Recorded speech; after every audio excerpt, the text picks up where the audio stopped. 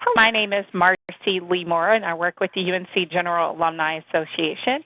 And we have just a quick webinar today to prepare you for next week's Higher NC Alumni-Only Career Fair. Our career coach and consultant, Catherine Tuttle, is about to walk through some of the great things to get you started. Catherine? Thanks, Marcy, and kudos to everyone who has logged in to participate in this or review this webinar today. Marcy and I were just chatting about how preparation really is key to maximizing your time at this event. So today I'm going to walk you through things you can do to prepare in order to be as effective as you can at the Higher NC Alumni Career Fair. So most of you know who I am. I've been a consultant and career coach with the UNC General Alumni Association for the past year and a half. I first got involved with the Higher NC Alumni Career Fair in 2012 when I was the manager of Alumni Career Services at NC State, and I actually partnered with UNC and the GAA to launch the first Higher NC Career Fair 5 years ago, which blows my mind, but it's a great event and one that I am able to continue to be involved with now through UNC. One of the questions that I always get, and I got it from employers who are thinking about coming to the event and also job seekers, but they're wondering how it comes to these events. And for alumni, how do they compare to other people? So these ratios actually stay pretty consistent from year to year. And the great thing about this event really is that there's something for everyone. While there certainly is a cohort of recent graduates looking for jobs, the vast majority of people in attendance have about 3 to 6 years of experience. And then, of course, we do have some more seasoned alumni with, let's say, 6 or more years of experience, probably all the way up to about 15 years. In terms of degree level, I'd say over half of the people will have a bachelor's degree, but then we do have a strong showing of folks who have masters, and then a very small cohort of people who may have a PhD. And due to the fact that this event is a collaboration between all of our local schools, so you've got Duke participating, UNC, NC State, Meredith, Peace, UNCG, you really will see alumni and employers looking for talent from a variety of industries and functions, and that includes finance, marketing, sales, technology, management, and so on. So again, one of the things that really is the most beneficial about this event is the diversity it brings in terms of the type of employers and the types of positions they're hiring for. To go into this event with a positive attitude, but believe me, I understand that it can be really nerve-wracking. So a lot of what I want to talk through today is what to expect overall. And so here we'll give a quick overview, and then we'll go into each of these things as we go forward. The first thing to keep in mind is that you're going to have to stand in line. This is a busy event. We have alumni coming from all of our local colleges and universities. And what you'll find is that the bigger name companies, like the CIA, or Butterfield, who's actually been doing quite a bit of hiring in the Triangle lately, Citrix, Lord Corporation, PMG Research, these larger, well-known companies tend to have the longest lines. So just go in understanding that, and if those companies are on your target list, just go in mentally prepared that it's going to take some time to even get to the recruiter. But what you'll also notice is that some of the smaller, lesser-known companies are going to be easier to talk to. So maybe while you're standing in line or while you're starting out, go to some companies that have recruiters, talking to each other. Go introduce yourself. You might find out something interesting. But it's important to do your research in advance. I want you to know who you're going to talk to. I want you to go in with a strategy so that you can make an introduction, gather information, and get the information you need to follow up with those recruits after the event. For those who haven't been to a career fair in a little while, I thought I'd share this picture. Not a lot has changed over the years. This is actually a picture from the first event we did. So this was at the UNC Student Union. It looks very similar now. It's just at the McKimmon Center at NC State due to the number of employers who tend to come to this event. So, we're expecting 50 or more companies and over 500 job seekers. So this gives you a sense of the fact that you're going to have to compete for attention. It can be exhausting. So go in prepared, go in with a positive attitude. And employers are going to take note on how you handle the pressure and how you interact with them as well as the other attendees. So please, please, please, even if you're frustrated, even if you're tired, be polite, be positive, share the stage with other people, and be gracious to the recruiters. Try not to monopolize their time, especially if they're one of those large organizations that has a really long line of people waiting to talk to them. Term strategy, as I mentioned earlier, it's going to be really important to know in advance who the needs are that are going to be there, and then prioritize their importance to you from there. Companies are going to continue to register up until the day of. I know that's incredibly frustrating, but because of that, you're going to need to check that website regularly and know who you want to speak with based on the companies that are coming and the positions. And you're checking the website. Please make sure you pay attention and look at the positions listed, not just the company name. Some of the more technical companies have openings for positions that are outside of engineering. So I know we've got a lot of liberal arts grads, we've got a lot of people interested in marketing and communications and operations and management, all of those types of roles I mentioned earlier. And there, they just may be within companies that you wouldn't initially think. So, for example, Narrative is hiring across all departments. And Lord Corporation is looking for account managers and people with a background in operations and safety. And Gleaven is looking for engineers, but they're also looking for social media specialists and other marketing staff. So dig a little bit deeper, go surface, make sure you're looking at not just the company names, but also the positions that are open. And once you have a sense of those companies and positions, go in and rank order them in terms of their importance so that you can create a plan of attack. When you arrive out of that, we have a table there, but Marcy and I will be there to greet you, to answer any questions. We'll check you in, and we'll give you a map of employers. So while you're waiting, especially if you get there early, you can kind of get a sense of where they are physically in the room.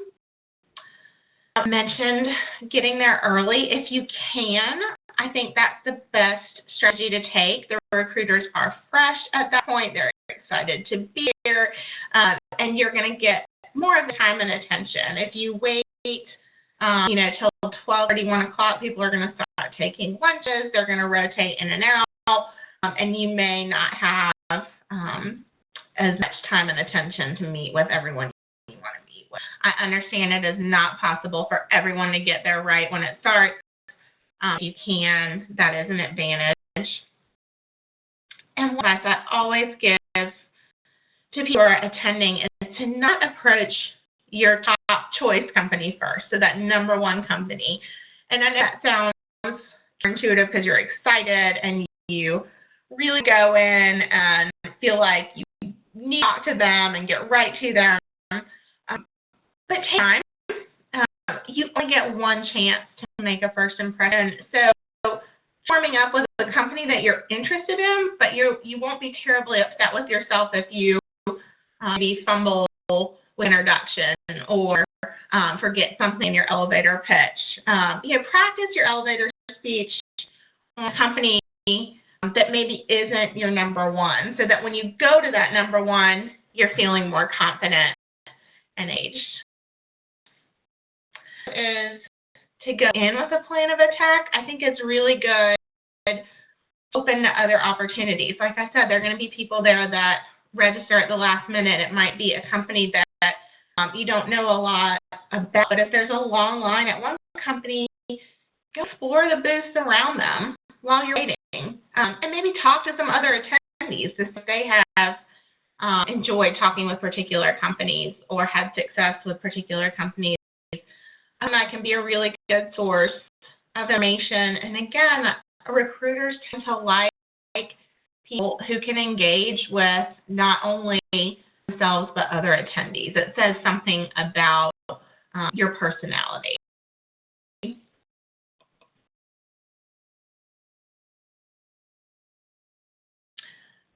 So I've said this a few times, that companies will register at the last minute. And obviously, it's hard to prepare for a company that has the day of the event, but you certainly have time to prepare now for those who've already signed up. So again, kudos to you for taking the time to log in and start to prepare that strategy. So review their postings, try to have a good sense of what they're looking for, the types of candidates they want, the company culture, and try to think about how your skills and experience relate to those things. So do some research in advance through the company website, or even better, if you have time, check LinkedIn, see if you have any connections within the organization, and see if you can set up some quick networking or informational conversations to learn more about the culture. Even if it's not somebody in your particular functional area, going in and mentioning that you've spoken with people in the company are interested for XYZ reason can set you apart from candidates.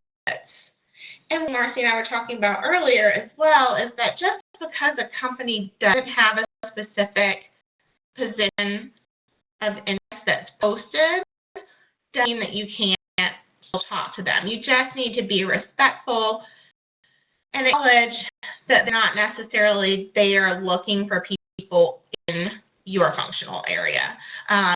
It's especially important that you be cognizant of the lines and the number of people that are waiting to talk to them. If there's no line, perhaps you can have a longer conversation, but otherwise it's going to be a quick check-in. Let's say, for instance, that you're interested in learning, but you aren't necessarily interested in either the technical position that they have posted or the e-commerce position that they have open. You still make an introduction. You can say something along the lines of, hearing for the event, I did some research, and I'm really interested and impressed with the work your company does. My background is in organizational development and curriculum and instruction. And while I understand you're not currently sourcing for those positions or sourcing for those roles here, I'd follow up with you at a later date if that's okay. Right. So see if you can make that connection, be polite, cognizant of what they're there for, but see if you can take that conversation offline. See if you can get an email or potentially connect with that person on LinkedIn.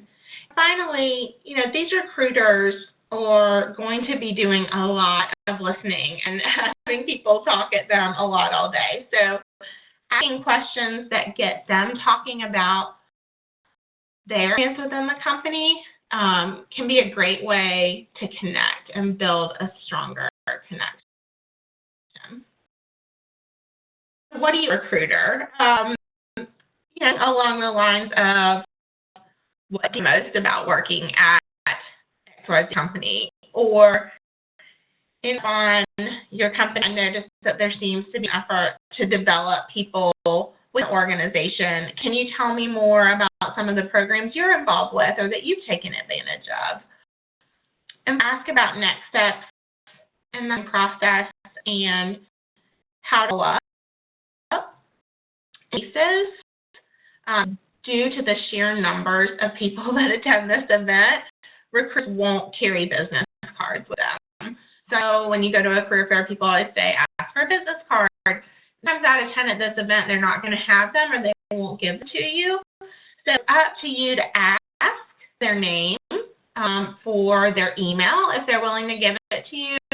Potentially, would you mind if I followed up with you after the event via LinkedIn or via listen and follow instruction. If they say, sure, connect with me on LinkedIn, that's on you. Do that, the next day and show that you're somebody who can follow through and send a nice note. So nice to meet you at the Higher NC Alumni Career Fair. I look forward to continued conversation.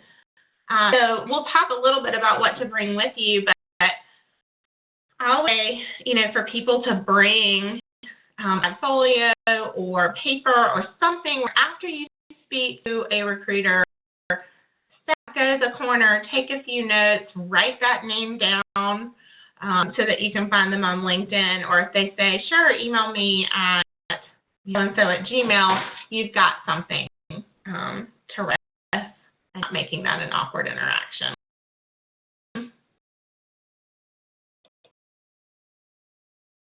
And their speech before, so important when you're going to a career fair. And ultimately what an elevator speech is an opportunity for you to articulate who you are, what you offer, and why you're the perfect candidate for that particular position that they have open. The key points here to keep it relevant to the specific employer or position, focus on their needs. This is all very similar to the resume. To highlight your skills and experiences. There's no other way to get good at this than to practice. Start by writing it down. Put it on paper. Write down every one a prospective employer to know about you, your skills, your accomplishments, your work experience. The goal with the elevator pitch is to interest the listener in learning more, not to tell them your story. So after you write everything down, those positions that they have open, what you have written down, and start to go in with a red pen and remove those extraneous details that detract from the core message. If you're looking to change functions, it's so important that you emphasize the work you've done that is relevant to what you want to do, rather than talking about your current job and responsibilities, which may have nothing to do with looking for. So keep editing until you've got the speech down to a few key bullet points or sentences. You really want this to be about 60 seconds top. So again, look at that job description, what you're looking for, what are the keywords that continue to repeat within that thing, and hone in on that specifically. Key. What sounds good in your head, it's not going to come out of your mouth the same way. It's the same as interviewing. The only way to get better with this is to practice. So once you've got it written down, it's leading up to the event and figure out, what sounds natural without sounding too memorized or scripted.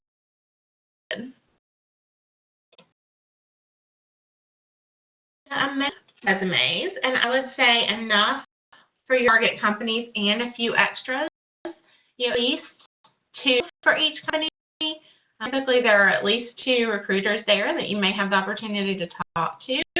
And I mentioned the opportunity to connect with people who you might not expect. So always have some extras. Bring a pen, as I said, to write things down. If you have business cards, wonderful, bring those. Not the business cards for your current company and position, but if you have a personal business card with your personal email and maybe a few key points about your skill set, certainly bring those. As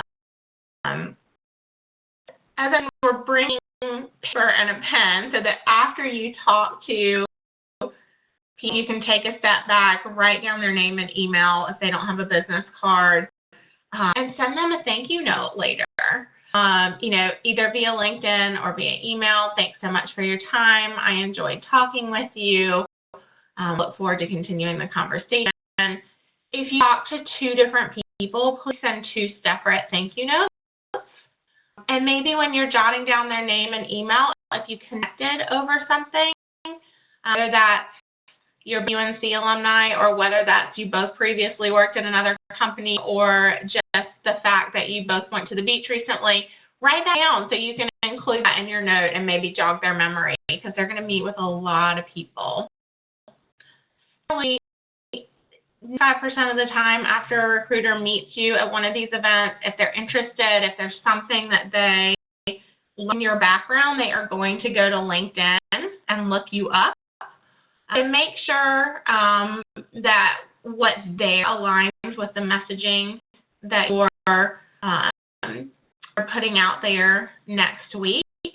Just quickly Google yourself and make sure nothing comes up that you wouldn't want an employer to see. Typically now LinkedIn is the first link that comes up, and that's what people will click on. So if you don't have a LinkedIn account, this would be an opportunity to create one and watch the webinar that we did a few months ago about that site. Okay. So I know you are all grown adults, and I shouldn't have to have a slide like this, but every year there are ending choices when it comes to dress. So I do want to quickly go over this. The key here is that you want to be remembered for your skills, not for what you're wearing. So please, please, please dress professionally. And I would always err on the side of wearing a suit if you can. If you have one and it's available, that will give a positive impression. Please don't put on too much jewelry, too much perfume, cologne. It's going to be busy. Again, you don't want to distract people.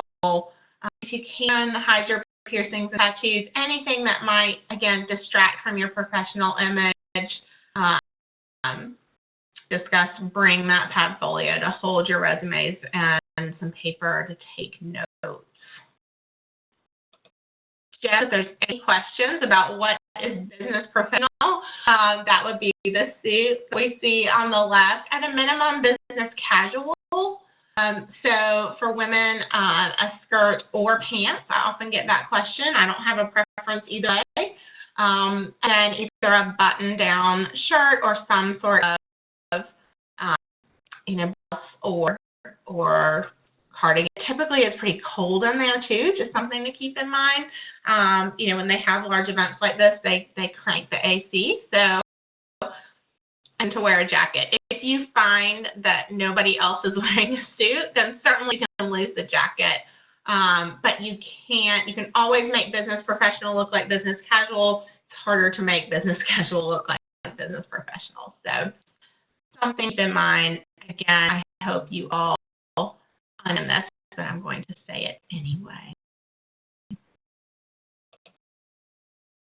To be passing out resumes at this event, we thought it would be helpful to just quickly give you some reminders. If you haven't watched the resume webinar, these are kind of high-level things to keep in mind when you're updating your resume for this event. If you've already watched the resume webinar, this is for you. If you haven't and you have more questions, I would encourage you to go back and watch that if you have time. But I will, again, be there at the event and on our way out, if you want to have your resume reviewed, we'll be there to give you some feedback and some talking points. So through kind of my top 10 rules for updating your resume. That should help you as you think about tweaking for the event next week. The rule is always make sure that your resume is geared towards the job that you want and the jobs that you've had. So review your previous experience and accomplishments, but don't get bogged down in all the details. You should be focused on the future and not the past. Look at those job postings that you're interested in. identify what the key skills and experiences are that they're looking for, and make sure that your resume bullets are speaking to that experience and skill set. Second, use the objective statement. I am looking for a job in XYZ. That is out the window with the economy. You really should start with a summary or a professional profile or something that focuses on your key strengths, your skills, and experiences. Lead with what you can do for the organization, not what they can do for you. This could be a few sentences. This could be bullets. This can be a combination of a paragraph and some bullets. There's no right or wrong way to do it, but you want to lead with what's most relevant to them. Just make sure that your bullets are action-oriented, results-focused. And I'm going to give you some examples of bullets. Each one really should provide specific examples of your work experience and scope so that the reader can really understand exactly what you did and why it's important. I think the number one mistake that I see with the resumes is that people just list responsibilities and basic job duties. And do that in an effort to keep it short. It just doesn't do a lot for the reader. On the flip side, if you just list a bunch of accomplishments, it does, but with no information to back it up, there too. So that explanation adds credibility. Getting your bullets right is tricky, but the combination of giving them enough information but not too much. So again, I'm going to give you some examples in just a second. But in general, both accomplishments. Just to be clear, I want you to use bullets and not paragraphs when you're describing your work experience. Hiring managers are inundated, and it's simply easier for them to scan bullets than it is to read paragraphs. So make sure that they're in concise and in a bullet format. And just you can elaborate more on your cover letter. That's what that is for. So you feel like you have to get everything on that one document. When I say lose irrelevant content, it kind of goes back to that first bullet about focusing on the job that you want. So credentials and certifications and other information at times can be confusing. So, for example, I always talk about if you have a lot of experience in the insurance industry, or if you have been a financial advisor and you've gotten certifications and trainings, you understand that you have put time and effort and money into those in some cases. But if you are looking to get out of insurance or looking to kind of switch out of financial advising into, let's say, an analyst role at a bank or that type of thing, leaving those credentials on really can be confusing to the reader. And I hear that a lot from managers, that they're getting the impression that you're just throwing things out to see what sticks versus, making a concerted effort to move into this new space. So if the certifications are not required for the positions you're looking at, I would suggest removing them. No, it's obvious, but please make sure there are no errors in your resume. Builder and other sites have done surveys and consistently found that over half of the resumes on their site have typos, and I see them every day. In marketing, where we have more candidates than positions, are looking for reasons to take people out of that stack of 300 plus resumes. So typos and grammatical errors are an easy way for them to just say, nope, I'm going to take them out. So definitely make sure you have somebody else look it over. It's hard when you've been looking at this hours, it's hard for you to see some of those simple mistakes. I get this question a lot, but as a general rule of thumb, I keep it 1 page for every 10 years of experience. As possible at a career fair, a 1-page resume in general is ideal, right? They're going to get a lot of pieces of paper. You don't necessarily want to be the one with missing page where they only have half the information they need. So it gets back to that, looking at what my background aligns with what they're looking for and focusing in on that.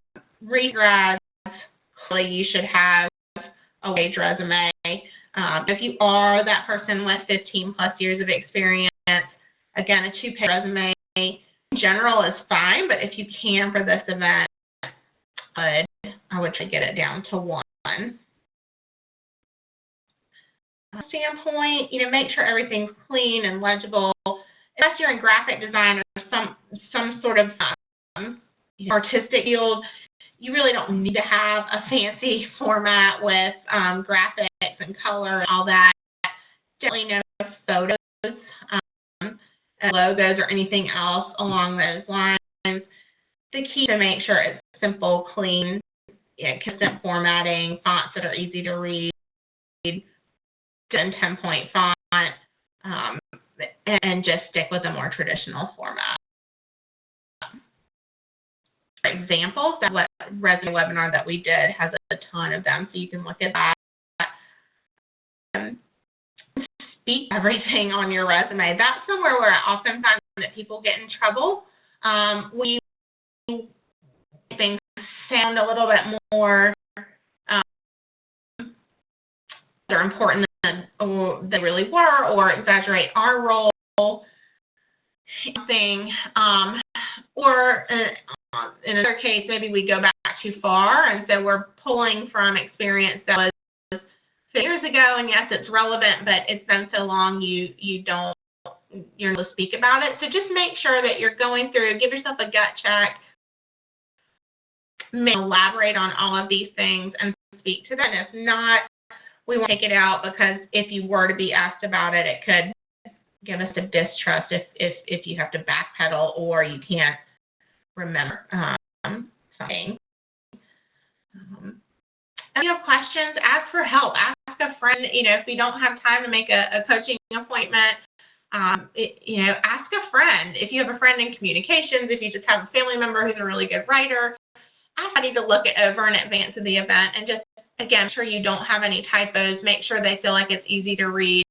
Just that outside opinion, it really can help as you kind of pull together for next Thursday. Okay. Again, action-oriented, should articulate what you did and the result. If you can, quantify, but I know that often that's not as easy to do. You might not be able to say, I saved the company $50,000, or I reduced mistakes by 50%, and that's okay, but think about the goal of that action. We can't say, it did X, Y, Z, then talk about why you did it, right? Instead of, this is input from a teacher, that I would have created and implemented Google Docs, created and implemented a school-wide Google Docs platform, utilized by over 50 teachers and staff to enhance collaboration and streamline administrative efforts. So we get by in terms of the fact that it was used school-wide, and ultimately the goal was to increase collaboration and streamline efforts. And on a resume, these really are just 2 lines. It's just the font is large here to make it easy to read. But instead of fostered an environment of teamwork and collaboration, an open door environment conducive to teamwork and positive dialogue across the organization are cited as a driving force behind 89% employee retention rate. Instead, monitor and manage all communication to and from the associate director. This person further, they really were the liaison between the associate director and a team of research associates international and domestic partners. So then we're pulling in, some in terms of being able to work with people across time zones and cultures. So think about how can I elaborate on this to, again, speak to those skill sets that the company is looking for. Manage project workflow by introducing a new system. I implemented a software system that streamlined workflows and enhanced communication across multiple projects and research teams. And finally, an HR example, I wrote employee manuals, build credibility. What was in those manuals? So wrote employee manual, have disciplinary procedures, code of conduct, FMLA policy, and benefits information. Little changes and tweaks provide some context and speak to skill sets, areas of expertise that we want to get across. I get this a lot, and I see it a lot still. At the moment, they have references available upon request. That if you want references, they'll ask for them, and typically you have to include references in an online application anyway, so that saves you a line. Take that off. Move education to the end unless you're a recent grad. I understand there are going to be quite a few recent grads at this event, and in this case, part of what you're marketing is this new degree that you've worked so hard to achieve, and so certainly leave that at the top. But if you have 3 to 6 years of work experience and some accomplishments to speak of, and that you have now utilized and developed in a full-time role, lead a summary, lead with your experience, and they will still see your degree on that one-page resume, but we're not leading with that because it's not the most relevant thing at this point. Ditch the template. Again, we talked about that. Keep it clean and clear. You don't have to use any of these fancy templates on Word. Actually end up getting really cumbersome when you're applying through online systems anyway. Create a professional email address, either your UNC Alumni email address or your first name dot last name at email. I see a lot of family at Gmail or Catherine and Brian at Gmail. First and last name, make it really easy and professional, and don't distract the recruiter with something. And again, finally, please make sure there's no typos or grammatical errors. Word spelling is great, but oftentimes it changes the word to the wrong version for what you're trying to say. So please be careful and have somebody read her. Questions today. This is a recording, but as I said, I will be at the career fair on Thursday along with Marcy, so we'll be there to answer any questions you have, to give you a quick resume review on your way out. If you want, stop by the table. I'm happy to sit down with you for 5 to 10 minutes and give you some feedback. I'll also have my computer if you want to schedule a session and use your member benefit. We do that. So I guess all of you for taking the time to view this, to prepare for Thursday, and we look forward to seeing you there. Just a reminder, whether you're a member or not, you can sign up for a 10-minute session with Catherine. First come, first serve after you come out of the career fair, and we'll both be there, and we're really excited to see you. Thanks so much. Thanks, everyone.